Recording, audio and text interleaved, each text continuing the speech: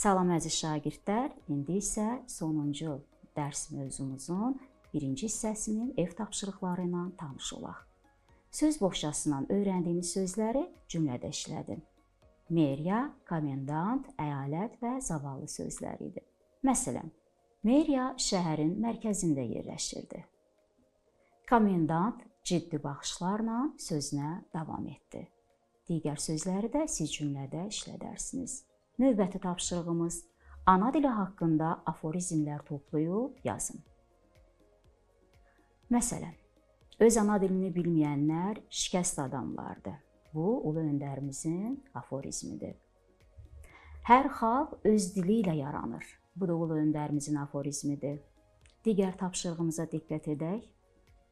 Hekayənin qəhrəmanı sonuncu fransız dili dərsində hansı hissləri keçirir və bunu necə ifadə edir?